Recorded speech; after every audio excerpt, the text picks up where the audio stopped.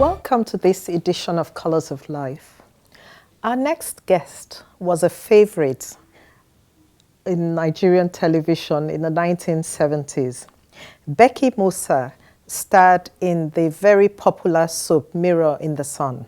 But one day, tragedy struck, and she began a journey from one doctor to the other until someone said to her, I have a doctor who would make a difference, and I want to introduce you to that doctor. Today, she's Pastor Becky Onuaromi, and she's with us to tell us the story of that journey that began 30 years ago. Pastor Becky, it's lovely to have you with us. Amen. Welcome. Thank you. So you were on screen one day at the USAID office. Tell us what happened. I was on stage. Okay, on stage. I was on stage. I was acting with the United States Information Service, and I fainted. So everybody thought I was still acting. But it was more than that. That was when I started the journey of knowing that I had cancer. Going from one hospital to the other. It was in Orefalomos Hospital in Maryland that I was there for about a week and some days, and Dr. Orefalomos said... In Maryland, in Lagos? In Lagos, okay. Yes. Not the U.S.? Not the U.S. And Dr. Orefalomos said I needed to be transferred to Luth. So it was in Luth that I was diagnosed with non-Hodgkin's lymphoma cancer. Wow. So in layman's terms, what type of cancer is that? Non-Hodgkin's lymphoma has to do with the lymphs. Okay. Yes. If you look at here, this was where I was operated on.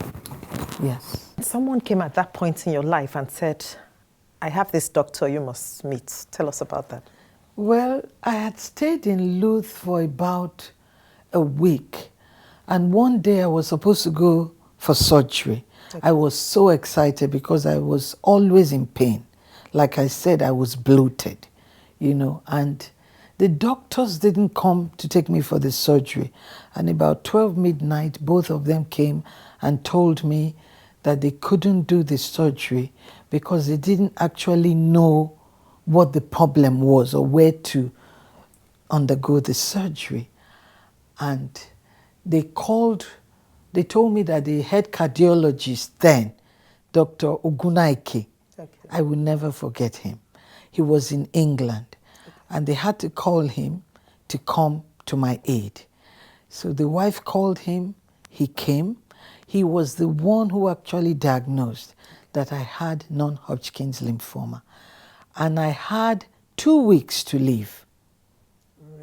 So they had exhausted all they could do in Luth. Okay. Remember then they didn't have all this CT scan and so many machines to be able to help. Okay. And he told me that he had to discharge me. It was in the process of the discharge that my boyfriend's friend came and said to me that he has a doctor that can heal me. I was extremely excited. And I was asking, how much will he charge? Where is this hospital? And he told me, this doctor does not charge money.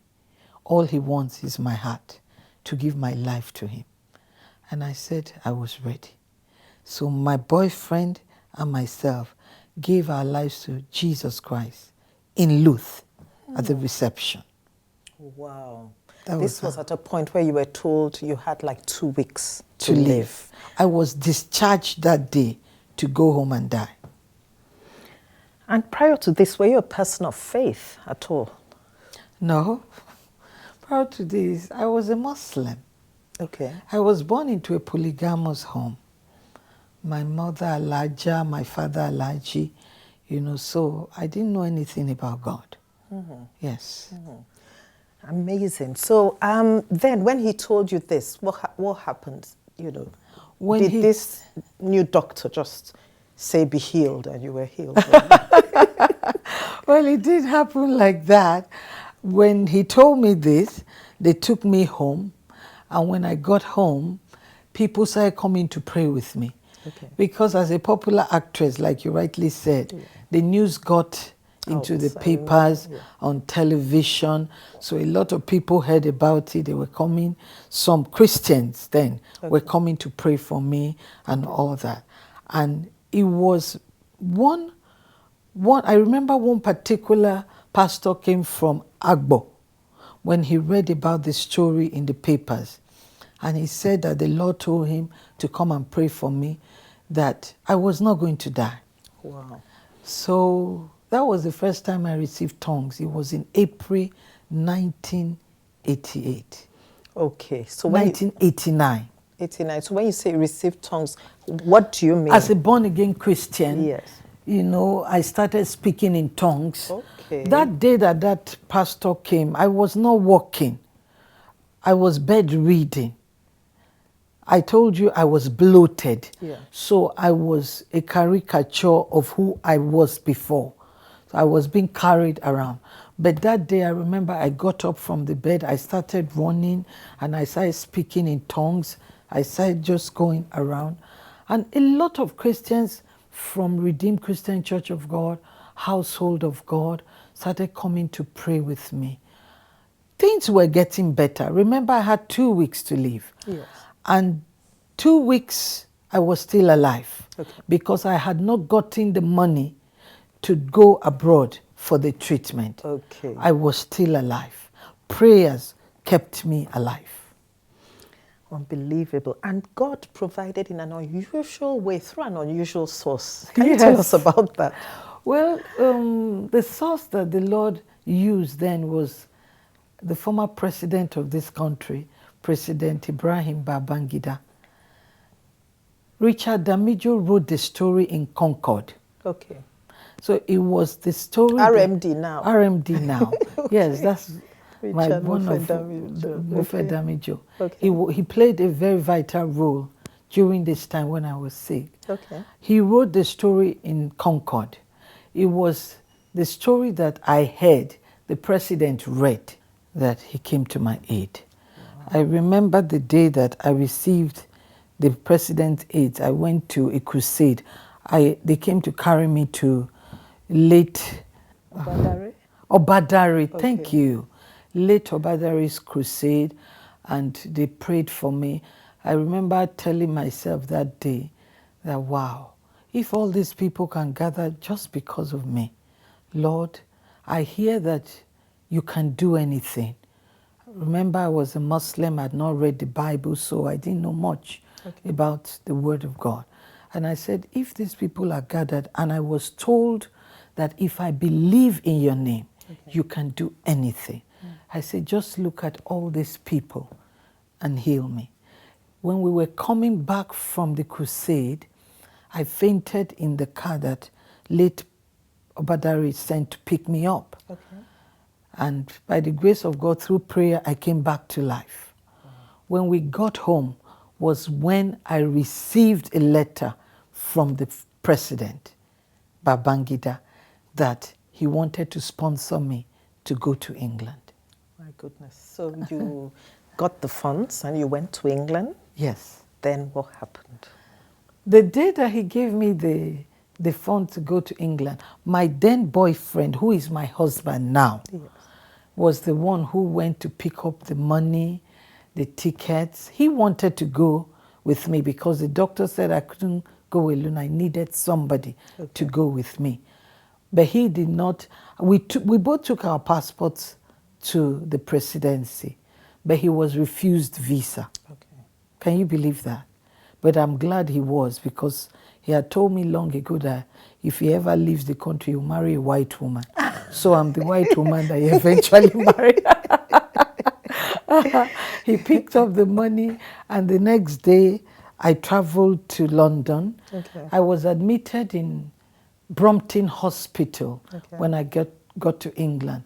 That was where I had the surgery and everything. And I was told that anything I'm telling you now was what I was told, because I was not alive to witness it. Okay. I was told that after the surgery, I went into a coma for 8 days. 8 days. We're going to take a break now, Pastor Becky.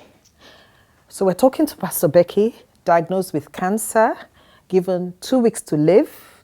Then God uses President Babangida to provide sponsorship for her to go to the UK, for treatment. And she gets treated and goes into coma for 8 days. Stay with us. When we come back, we'll hear from her what happened after that and why she's doing what she's doing today in terms of her ministry. Don't go away. Colors of life. Welcome back. We've been talking to Pastor Becky, diagnosed with cancer. Just before we went on a break, she told us how she was in the UK receiving treatment, had been operated upon, and went into coma for 8 days. Pastor Becky, yes. Obviously you came out of coma, that's why you're sitting here with us. Definitely. So what happened after that? Well, after I came out of the life support machine, I started going through chemotherapy, radiotherapy, and physiotherapy because then I couldn't walk. So a lot of things happened, and I remember I was told that when I was in the coma, they actually don't allow people into the intensive care, but this guy was allowed in because my sister-in-law, I call her my sister-in-law now, then I was the brother's girlfriend. Okay. She was going back home to tell her brother that they want to take me off the life support machine to bring my dead body back to Nigeria. So somebody in the bus, according to her, when she was crying, said, "What's the problem?" And she told the guy. And the guy came to the hospital with her to pray with me. That's how I heard I came out of the life support machine. Really? Someone in the bus in the UK? In the UK. Why she was going to tell her brother that they want to take me off the life support machine. So the guy was born again, or is born again, and said, "Let me come back with you to the hospital if you don't mind and pray with your sister," because she calls me her sister. And that was how they came back, prayed with me, and I came out of the life support machine. Wow. Then what happened after that? Did you come back home to Nigeria? Yes, after that I stayed a while in England. Then I came back to Nigeria. My husband, we got married. I keep saying my husband, my boyfriend. So were you given a clear there? I was given a clear, but I was told that I might not be able to have children. Okay. That's another very interesting part of the Yes, story. because the chemo affected part of my womb. Okay. So I might not be able to have children. So I had to tell him, and I told the sister, I have the report. So this is what the report says, I might not be able to have children. But when I came back to Nigeria and I told him, he said the Lord told him to marry me, with or without children. He was marrying me not because of children, because the Lord told him to. Wow. So that's how we got married. That's a remarkable man and Christian, really. Amen. You know, to be willing to obey God, follow the prompting of God, even in such difficult circumstance. Yeah. So you got married. We got married. Then what happened? Because I know you have children, so tell us. We got married in March 1990. And after the marriage, we traveled back to the UK so that I can be near the hospital in case there is a reoccurrence of the cancer. Yeah. From the UK, we now traveled to the US for a holiday. It was while we were in the US that God called my husband. Okay. And when you say God called him, what do you mean? God gave him a calling to plant a church. Okay. We had actually gone to the to England to live for good. And when we got to the US, we were just supposed to stay there for 2 weeks and go back to England to continue our work there. But when we got to England, the Lord just gave him a very strong appetite to be reading the Bible. He was a Catholic, to read the Bible, to get more interested in knowing Jesus Christ. And through that, we met a church. And we started going to church, you know. And I remember one day he told me I was adding weight. So I was always jogging. He was disturbing me. He doesn't want a fat woman. Excuse him. He doesn't want to get married to a fat woman and all. And then, because the weight was still coming from my abdomen up, Okay. I now thought the cancer had come back. So we started binding and losing. Every day we were praying. Okay. Then one day he told me to go jogging. So we jogged for 3 miles. When we got back home, he said I should lie down flat on the floor. I did. So he started walking on my stomach because my stomach was bloated. I never knew I was pregnant because even in my acting world, we are not going there. In all the ways that I lived against Jesus Christ, I actually did not experience pregnancy like that. So I didn't know what it was to be pregnant. Okay. So I went down and he started walking on my stomach, and then blood just came out of me. When I left the hospital, they had told me I would not see my period for a while. But I was very happy because I don't like period. I never even knew I had to have it to be pregnant. I was always in pain when I have my period. So I was happy I did not have it. But that day when he walked on my stomach, blood came out of me. I went to the bathroom, I cleaned up. I guess it was the Holy Spirit that was speaking to me to go to the hospital, to go to a chemist to find out what the problem was. So I told him, let's go to the hospital and find out what the problem is. I said, do you know, maybe I'm even pregnant. I don't know. We joked over it. And he said, you were told you will not be pregnant. And then witches had confessed in my village that they had tied my womb, that I would never have children. So that aside from the medical, so all hope was lost that I would not have children. But I went to the chemist that day, I remember very well, and I asked the chemist, the pharmacist, that can I have something to test if I was pregnant? And he told me, okay. I said, the one that is very simple. I don't want any complicated one. He gave me one that says, if I'm pregnant, it will turn pink. If I'm not pregnant, it will be white. So I took it home. And my husband was in the library reading in our house, you know. And I went into the bathroom, carefully followed the instruction, and I did it. And it turned pink. I started screaming, Pete, I'm pregnant. It's pink. It's pink. And he ran to the bathroom. He said, we are pregnant. I said, no. Remember you said you didn't care if I was pregnant or not. I said, I am pregnant. You know, and we were so excited. What we thought was cancer, I was pregnant. Amazing. So even through stepping on me and jogging for and 3 jogging miles, for 3 miles for weeks, I did not lose that pregnancy. And it didn't end with that pregnancy. You have how many children? I have 3 children, a set of twins. Wow. So was the set of twins first or no, after? My daughter was first, Manuela. And we then? had Manuela in the US. Okay. I still got pregnant in the US. The second time I lost that pregnancy. Okay. Then the third time I got pregnant again. Then my husband had come back to Nigeria because the Lord told him to come back home to plant a church. Okay. So in 1995, he came back home. And I stayed back for him to come and make some arrangements and all that. So when I came back, a lot of people told me not to come back.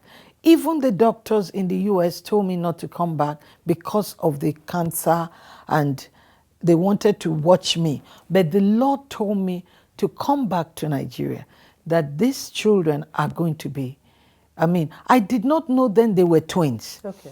So when I went to a hospital in New York, I did the test. The doctor said something was wrong, and I was afraid. I said, I knew it, lack of faith. Cancer had come back again and all that.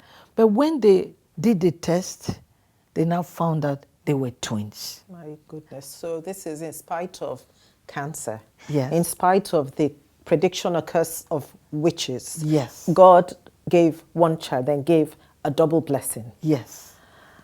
We're going to take a break now. And when we come back, you're going to tell us about the ministry that God has birthed through this pain and going back and forth with doctors. Yourself and your husband are busy serving the Lord. Yes. So you'll tell us about that when we come back. Stay with us for the conclusion of this amazing discussion with Pastor Becky Onwarumi. Don't go away. Colors of life. Our guest today, Pastor Becky Onwarumi, formerly Becky Musa of Mirror in the Sun, one of the most popular soaps in the 1970s in Nigeria. She was diagnosed with cancer, went through a long journey, and it's been 30 years. She had children in spite of the fact that she was told by doctors she'll never have children, and witches in her village had said she won't have children. But today, not only does she have children, those children are actively serving the Lord with yourself and your husband. Yes. Tell us about the ministry. Well, like I said, I came back to Nigeria despite the odds that I should stay back in the the United States to have the twins. Okay. But the Lord told me I want these ones to be Nigerians. Okay. Because then the newspapers had already been carrying stories that I was dead, that Becky Musa is dead. So the Lord said, come back home. So I came back to Nigeria. My husband had come before me, and I came back to Nigeria. The ministry started in our home. Right now it has grown. We are 24 years in ministry. Our children are all... So you started about 6 years after you gave your lives to Christ? Yes. Okay. Our children are all grown up. The first one is, I think she's 27 years old, I think. Okay. The set of twins are 24 years old, same age with the ministry. Yeah. Manuela is now in the US. She's a lawyer. Okay. The set of twins, one of them is here with us. Okay. She's into the ministry by the grace of God. Sometimes she helps with the youth ministry and all that. The twin brother is still in school. Okay. He's studying engineering. Okay. So the ministry has been wonderful by the grace of God. Okay. We have been in Surulere now. It's called Cornerstone Anointed Church of Christ. Okay. The ministry that my husband pastors. Yeah. You know, it's called Cornerstone Anointed Church of Christ. I actually don't refer to myself as a pastor, okay, but a lot of people call me Pastor Becky. So in order just not like to I be, do. in order not to be controversy, I leave it at that. Okay. You know, I prefer to be called Becky, okay, all the time. But people are used to when you preach the word, you are a pastor. So I leave it at that. Okay. But the ministry has been blossoming by the special grace of Jesus Christ. Mm. And we have been in Surulere, like I said, now for 24 years, centering everything on Christ, who is able to do exceedingly, abundantly, more than we can ask or imagine. And through the ministry, God gave me a passion for women. First of all, I have an NGO called Manuela Missions, okay, NGO. And in this NGO, I help young girls who have been through a lot of trauma in life. Even right now, I have a very young girl with me living in my house. She was raped and she has a baby. I take in such girls. I've taken in so many girls in my house. Some get married and leave through Manuela Missions. Okay. But in 2008, the Lord told me to start a women's prayer group, okay, which I started, and it's now a conference. It's going to be 12 years this year. And what yes, the conference is all about is for us to have women centering their life on Christ.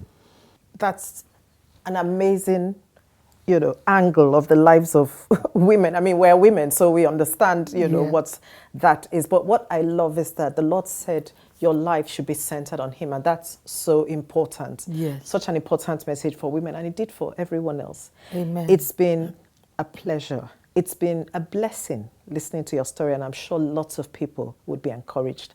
Thank you so much for taking the time to come. I know you were in the hospital and you actually disobeyed doctor's orders to come for this interview. Pastor Becky, it's a pleasure. That's where we draw the curtain on this week's edition of Colors of Life. We look forward to having you again next week, same time, same station. Don't forget to like us on social media and to follow us as well. See you soon.